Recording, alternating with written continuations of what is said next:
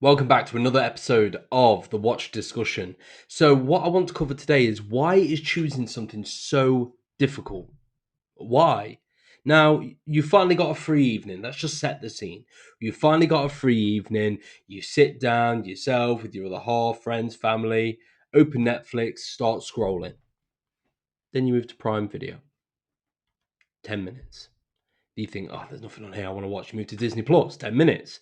20 minutes later, you still haven't chosen anything. And it's so frustrating. We have more available to watch than we have ever watched ever in our lives. And we just can't choose. We just can't choose what to watch. Now, so why is choosing something become so difficult when we have this plethora of different things to at our arsenal to go for? We can choose anything we want to watch on any streaming service. We get to choose which streaming services we essentially subscribe to, but yet we still find it so difficult. Now, nearly everyone I know has experienced this. Please let me know in the comment section if you've experienced this. Is this something that you have had a problem with? Because I used to find myself sitting there before I created the Watched app. I used to sit there for half an hour, 45 minutes, and sometimes I'd just go, "Oh, I can't be bothered with this. I need to go to bed." Or I'll say, "Just put New Girl on. Just put something on that we've already watched. We don't need to put a Marvel film on, something that I've already seen. I don't need to sit down, pay too much attention sorry, and that's it." When all I want to do is watch something new that I can interact with, engage with, and talk about with my friends and family after. Now, yeah, the excitement of sitting down and watching something feels so different now. So, yeah, so basically, this is the watch discussion, and we want to put this together so that we can discuss these types of things, find out what other people think. If anyone has any kind of recommendations on how to fix this, I've got one. It's called the Watched app. But apart from that, please put your thoughts in and let's see what people come up with. Now, so years ago, you might have chosen between whatever was on the television. You look on the TV guide, see what was on. If you had a DVD that you already owned, you might want to do that, or you might go to the rental shop, Starbucks, something like that. Starbucks was the event of a Friday night for me when I was a youngster. You You'd finish school, you'd go there. There was a Starbucks and there was a Domino's Pizza right next to it. You'd go in. You and myself and my sister would pick a film to watch or a DVD, and then it was VHS back then, but then it moved not too long into DVD. Then we go get a pizza. So you'd spend 35, 40 minutes. So I guess essentially the same time you would spend trying to find a TV series or a movie on a streaming service platform. But that's the thing. It's not an event. It's just a regular occurrence now. You go to Blockbuster, and it was the event. Looking through all of the different something tangible, feeling it, something there in your hand. Now, and there wasn't. I mean, don't get me wrong. I remember those shelves. There was a hell of a lot of choice, but there wasn't as much choice as we have now.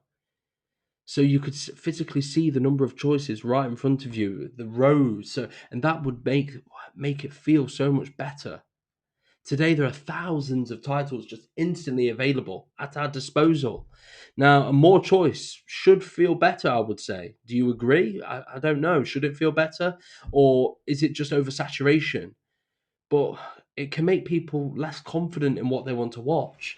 If you're looking at, I remember I used to sit there and I used to say, okay, I'm going to pick five things and you choose. And sometimes my wife would look at me and I don't want to watch any of those five things.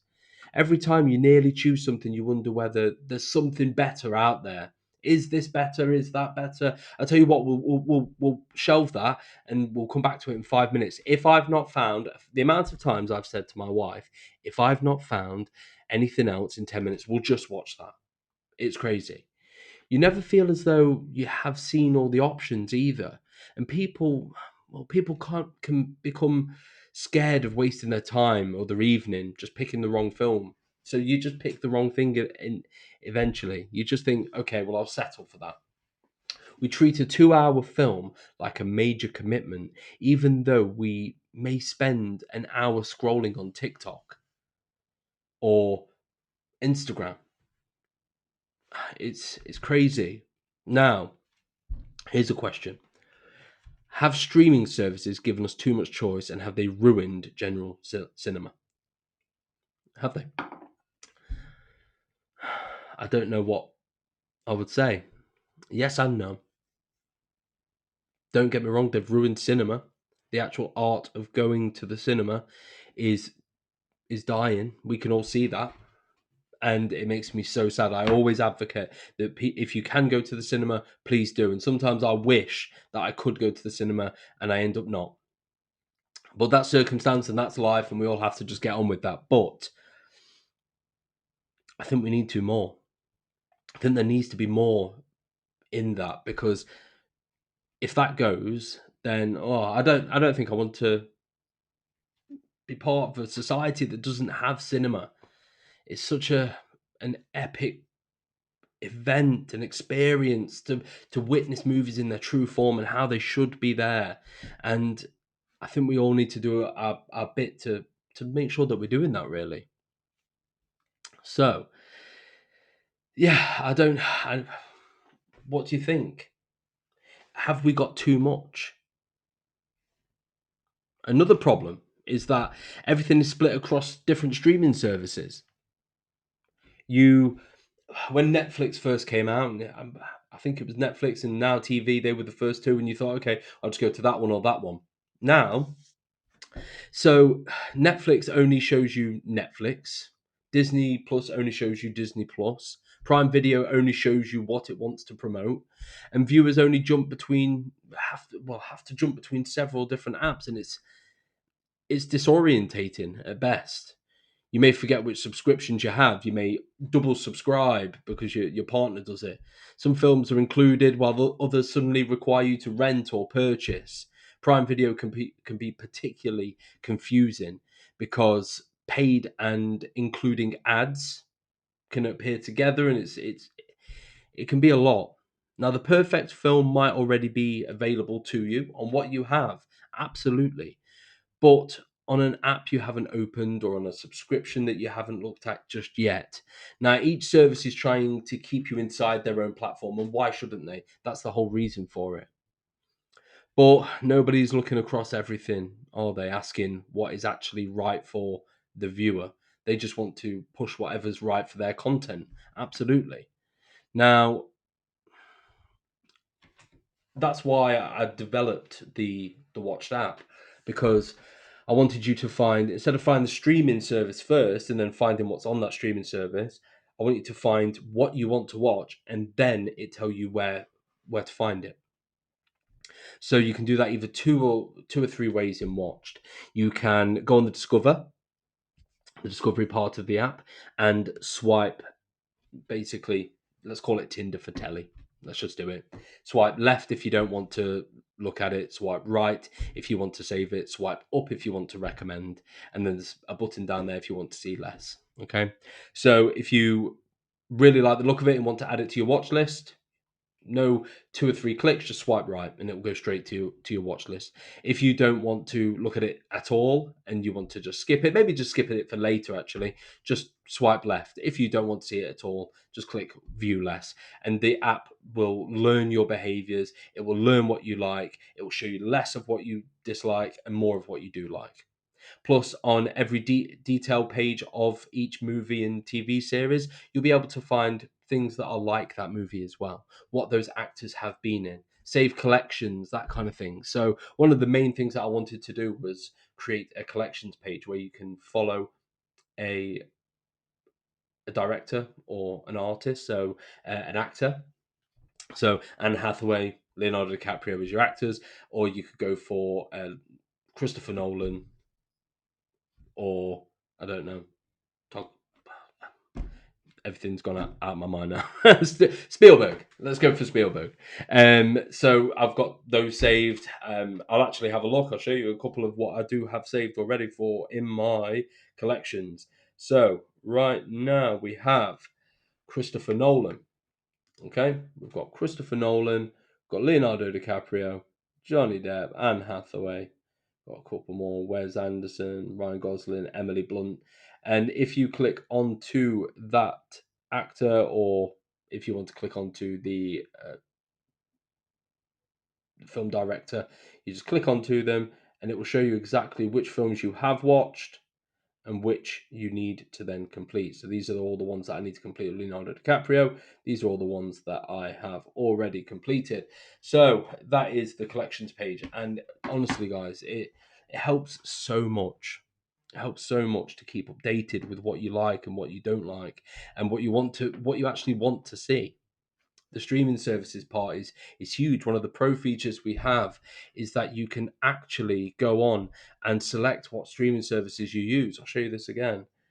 Okay. So you can go on to the actual streaming services you use. It's a pro feature.